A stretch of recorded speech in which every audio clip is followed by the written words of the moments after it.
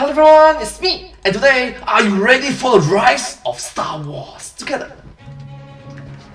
Rise of Skywalker. Not bad. Milk does a body good. That's gross. Oh sure, green milk grosses you all out, but no one had any complaints back when I was drinking blue milk. Hello Internet, welcome to Film Theory. Hello Internet, welcome to Film Theory. Hello, let's start. Where nothing in this entire vast universe can stop me from trying to correctly predict something, anything about Star Wars. That's right, folks. Today I will pay my respects to the age-old belief that if you fail at something, you should try again, even if it threatens to turn you into the Jar Jar Binks of Star Wars theories. I mean, I've been wrong about Star Wars so many times that even me joking about being wrong about Star Wars is an opening that I've already used in a previous Star Wars video. A video where, surprise, surprise, I end up being wrong yet again. But in the words... You were close. Having said that, you were close, but you were still wrong, unfortunately. Of someone important. I forget exactly who. Let the past die. Kill it if you have to. And so I have. I've killed it, buried it in the middle of the Arizona desert, burned off my fingerprints to make sure nothing is ever traced back to me. And so I'm back to the scene of the crime with a solid idea of what's going to happen in the other major blockbuster finale we have coming out later this year, Star Wars Episode 9, Rise of Skywalker. The Rise of Skywalker. It's a solid theory based on canon lore, solid narrative beats seeded into past movies, and even some necessary business decisions on the part of Disney. Then again, we've seen how much the last movie cared about all that stuff. Ho! Ho! Today's theory all starts with one thing. Yes, I'm like, the more when that happens, right, it's like, wait, what the... Bruh, seriously? The laugh that lit the internet on fire. Nope, that's not Pennywise. At the end of the Episode 9 trailer, we get ourselves the iconic laugh of our old pal Sheev. Sheev Palpatine. Palpatine! The evil emperor himself. Raisin Face. I mean, what is this guy doing back? Outside of very clearly trying to win back fans via nostalgia, prompt analysis videos like this one asking that very question. That's actually baits. Free marketing. Also fill in the obvious gaping villain role that these movies now have after... Ta-da! Outside of small reasons like that, from a narrative standpoint, what is Sheev doing back here? Last we saw the Emperor, he was, well, kinda deader than a mannequin being thrown off of a catwalk and exploding into an energy core. But, having said that, you killed one, do you kill all of them? Why? How? I have so many questions, and that is what our theory is today. Predicting the role that Emperor Palpatine will play in the upcoming finale to the Star Wars nonology. You don't hear too frequently people talking about 9-part series as a nonology, but that's technically the correct term. So, Spider-Man 1, 2, 3 is called trilogy. If it's 9, it's nonology. Ladies and gentlemen, it is my belief that Sheev Palpatine, aka Darth Sidious, aka Dark Lord of the Sith himself, created Rey. That Rey is a part of an elaborate plot by the Emperor to live on even in the face of death.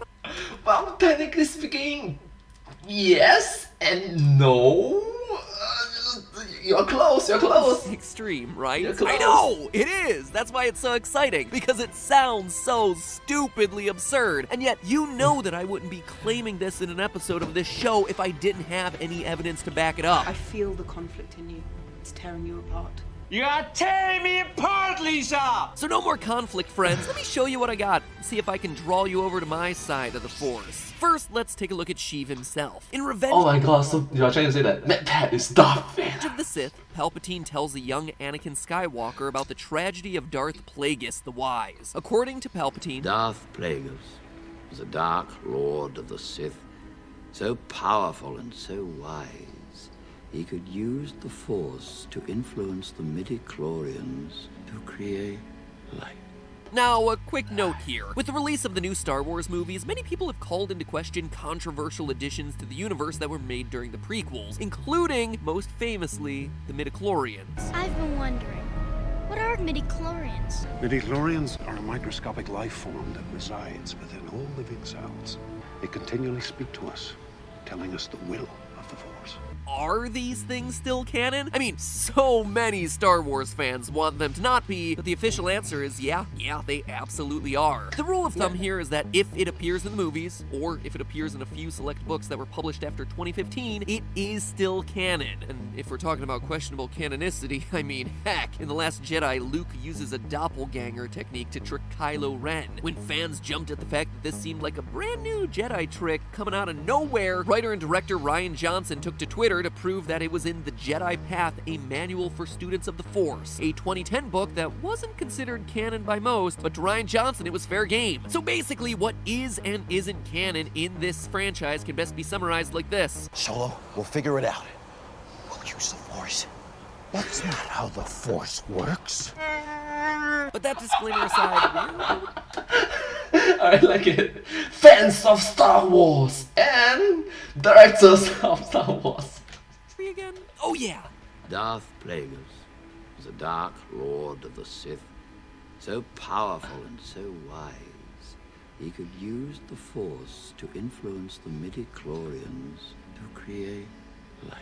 So we know that somewhere out there, extreme sensitivity to the Force allows for control over life itself. So who is Darth Plagueis? Well, it doesn't matter because he's dead, son. Unfortunately, he taught his apprentice everything he knew. Then his apprentice killed him in his sleep. When Anakin asks if it's possible to learn the power to create life and keep people from dying, Palpatine tells him yes, but not from a Jedi. What Palpatine doesn't tell Anakin at the time is that Darth Plagueis' apprentice, Darth Sidious, is none other than Emperor Palpatine himself.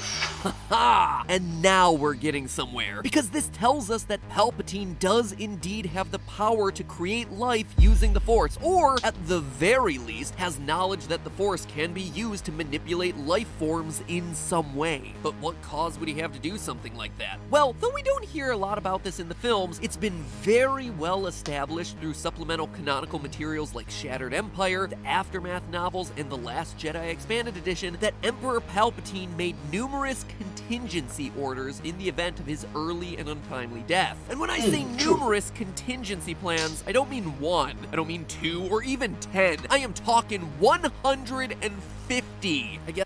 Yes, this guy, like, he's so afraid of dying that he make plans of what to do after he's...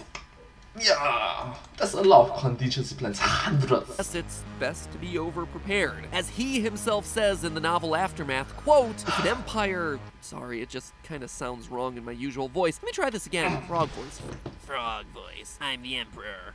As I say in the novel Aftermath, if an empire cannot protect its emperor, then that empire must be deemed a failure. It collapses not only because its central figure is gone, but because it must not be allowed to remain. In short, these contingency plans were meant to be a final screw you to everyone who had a hand in his death, but like the most extreme screw you possible, since, you know, they entailed mass death at a galactic scale. A giant self-destruct plan that eradicates the rebels while also cutting out most of his former empire, eliminating all the weakness within it so that its strongest elements live on and rebuild to be stronger than before. I've actually talked in depth about one of these particular plans over on Game Theory, Operation Cinder, which was the contingency plan featured prominently in Star Wars Battlefront 2, again, a canonical source of lore where satellites were used to permanently change the climates of planets into hostile, deadly storms. Okay, so we've established that Palpatine has control over life and has a bunch of plans laid out for his untimely death. It's also probably worth noting here that one element of his contingency plan directly resulted in the creation of the First Order. Yeah, I'm sure he wasn't the only one wondering where these guys came from at the beginning of Star Wars Episode 7. You go from Episode 6 with happy dancing teddy bears and another Death Star explosion giving a final kick in the balls to the Empire, and then suddenly The Force Awakens starts where it's like, oh yeah, there are these other new guys now? I mean, I was in the theater being like,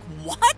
Where did they come from? I'm sorry. All we're given is that Luke leaves and suddenly the rebellion is like, whoops, we happen to let in the space Nazis. Oh yeah, and P.S. they also have a bigger death ball? Dear Rebellion, here's some real talk for ya. If one space magician takes a vacation and he can't detect a giant planet of death sneaking in under your noses, maybe you shouldn't be the ones in charge of things. Oh Or maybe you can improve on your leadership skills. Yeah, take a course or something.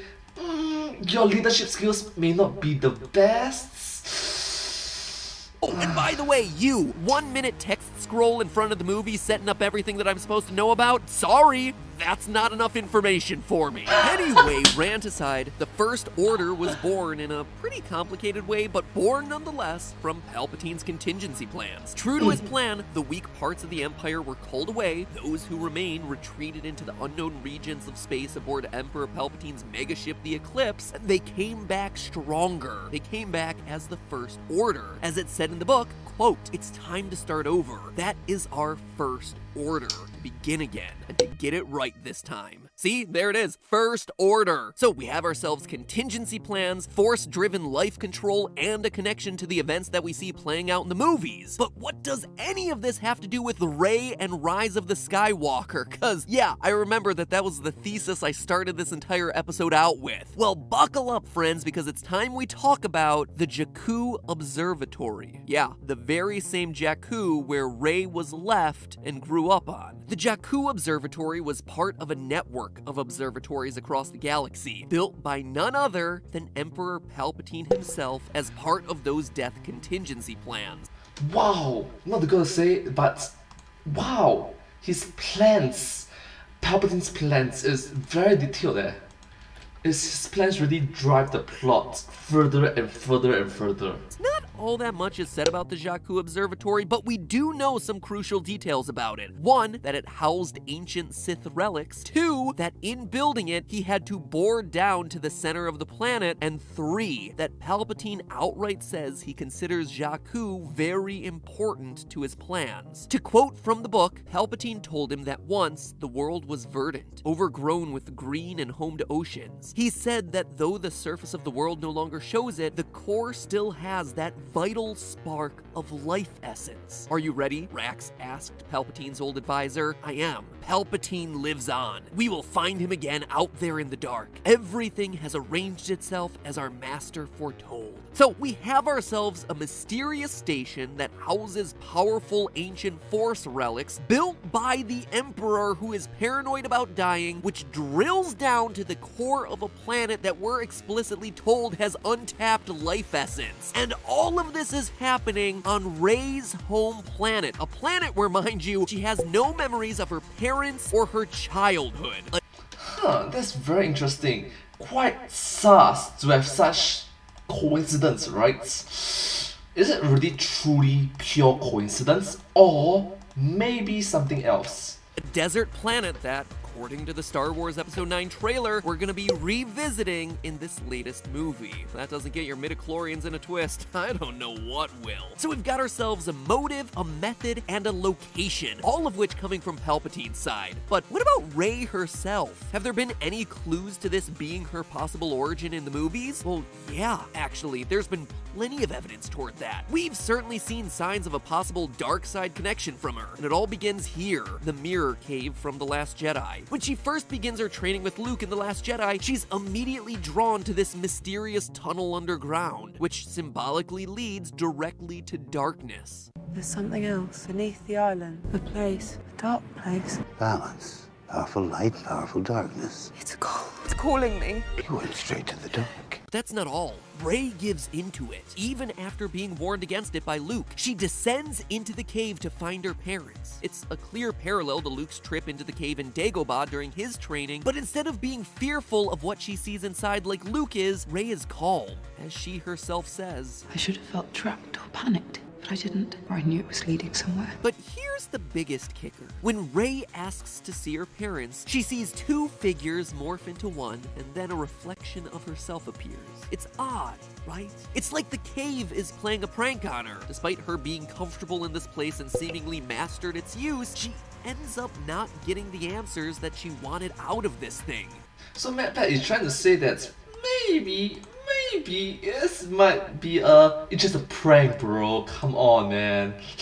Sorry. I have to do that. I'm sorry. I mean, this cave is either the world's biggest jerk, or it actually did answer the questions she asked it. Consider this. Maybe it doesn't show her parents because she has none.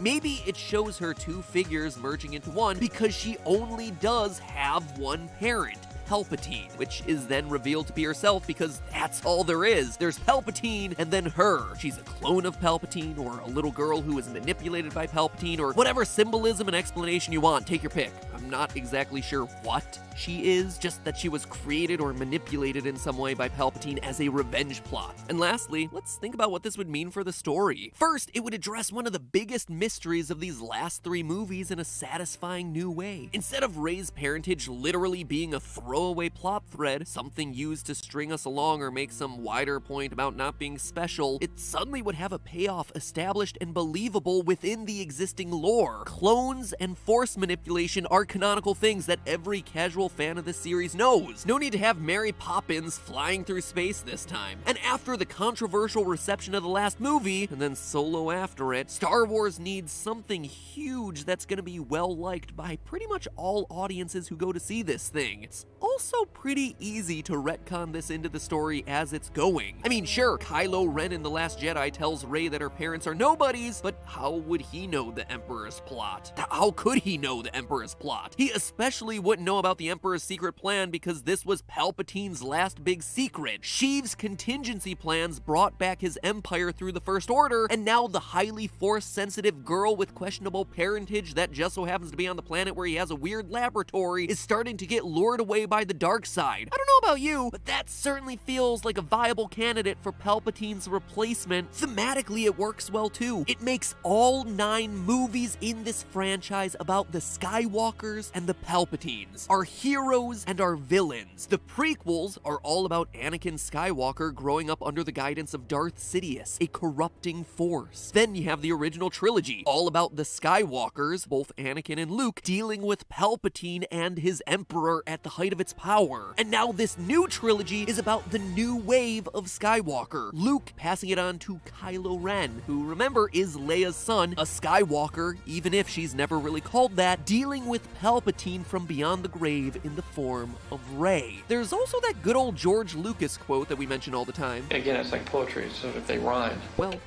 Yes, once again, his quote, it's like poetry. It's like poetry, it rhymes.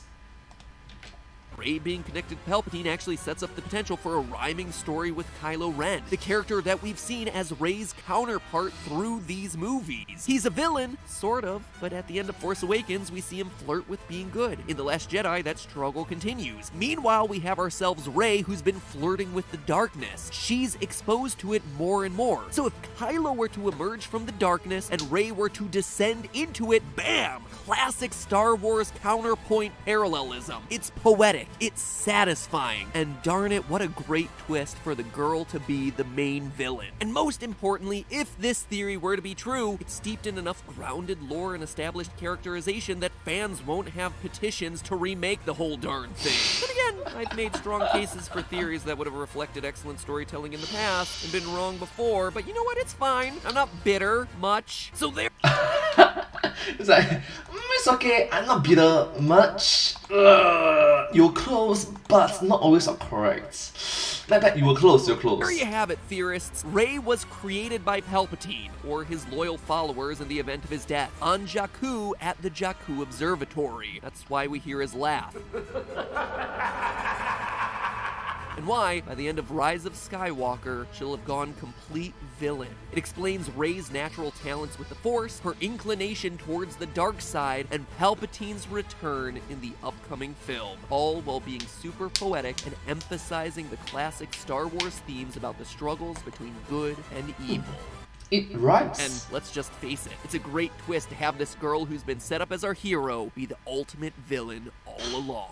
But hey, that's just a theory. A film theory. And cut. Then that empire must be deemed a I need a glass of water after that voice. It wasn't even close. I don't even know why I tried. Why did I choose to write that in the script? It's like, here, let me write in an opportunity for me to show the internet how much I suck at impressions. At least it's a different sounding voice, I guess. Ouch. Well, technically speaking, MadPat, you did a very good job. I think that's room for improvements, but you did a wonderful job. Thumbs up. Wait, I want to see the meme at the back. I'm sorry. What? You knew my father? Yes, I did. I'm sorry. In the upcoming I'm sorry. film, all while being super poetic and emphasizing the classic Star Wars themes about the struggles between good and evil. And let's just face it, it's a great twist to have this girl who's been set up as our hero be the ultimate villain all along. But hey, You knew my father? that's Yes, I did. just Remember, a man? theory. Flammable. A film Ah! Oh my gosh! That meme is... Man, is going way too far. I mean, drop into flammable... my gosh, why? Well, let's do the outro. Thank you so much for watching this video together with me. I hope that you find this video very interesting, very unique, and maybe MadPat is wrong. I'm sorry, MadPat. But anyways, if you do like this video, please remember to like, share, and subscribe to my channel, and comment down below if you have any share bars. Down below. And also, if you have sincere appreciation to all your support and encouragement for my work, thank you so much for positivity and wholesomeness. And I hope to see you all in my next video. But hey, that's just a theory, a film theory, and cards. And I hope to see you all in my next video. Bye bye! Subscribe!